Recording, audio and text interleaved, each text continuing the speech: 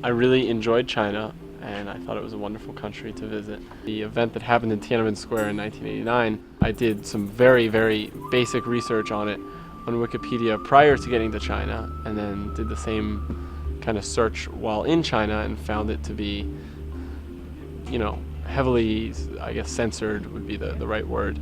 I found that any discussion about politics within the country was stifled before they could even begin, because I understand prior to getting there we were warned that conversation doesn't happen like it does in the United States about politics openly. Tour guides had set lines about what they were going to say about certain things like Tiananmen Square, and getting around that was pretty difficult. I got to kind of befriend two people. One was this random girl that came up to us in Beijing, and I had limited Mandarin Chinese, so I was able to converse with her kind of more in a personal relationship way.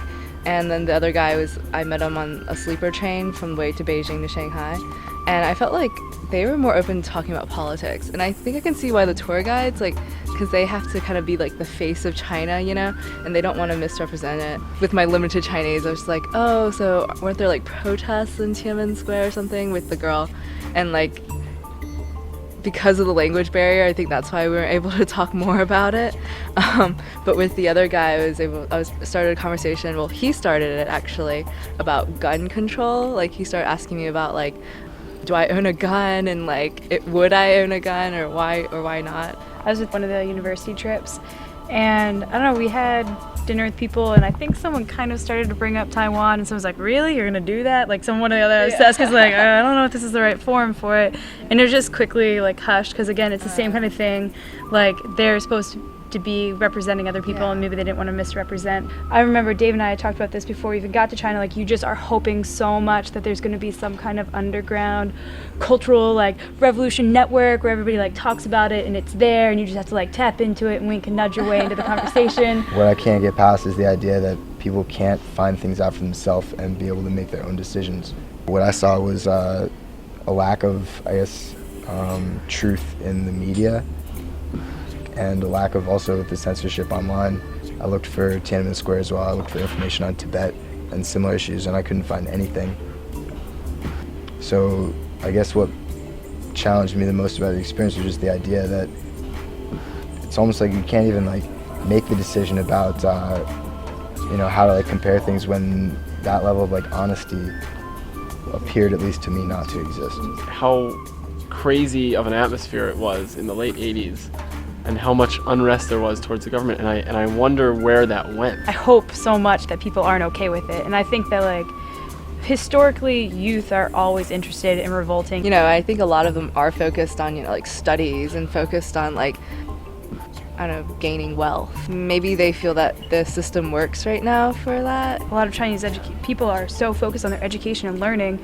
We all know that knowledge is power. If anything, these Chinese people of our generation should be the most knowledgeable. Pulling out of Shanghai was just the most amazing sight, and I think that's for a reason. That there's to the rest of the world, things look great and beautiful and growing. I've heard of problems in the agricultural West where it's not urbanized, that are having problems getting represented and getting those issues out to mainland China and to the rest of the world, because they have to get past what the Chinese government wants the rest of the world to see. In Suzhou, this city is they're constructing things left and right. They built these amazing apartments in 1 year, because they have these laborers that are paid $1 a day. That's what the cousin said. So they're extremely poor. This is extreme poverty here, and at the same time they're building these amazing apartments that are $1 million homes. They have an outlet there that's shopping for the wealthy people, and when we went there, no one was in these stores. And basically there's a huge gap between the poor and the rich. They're just building all this stuff for the rich people that these rich people aren't even there right now. They don't have them. I grew up in America, and I love democracy. I love our country, and I love it for what it is. Having my roots from China, I already feel a little sense of this pride and this innate sense of backlash to what you're saying. I used to live in China too, so even though I understand their frustration, it still hits home, and like you can't run away from that because it's who we are. And so even though you talk about China, you're also talking about me indirectly, so it kind of hurts. There's something about the idea that there's something wrong with China as a country, or there's something backwards with them. That's a feeling that exists within me now, hearing your words. And I think it would be 10 times harder for someone who was born in China, lived in China, and is, down to the core roots Chinese.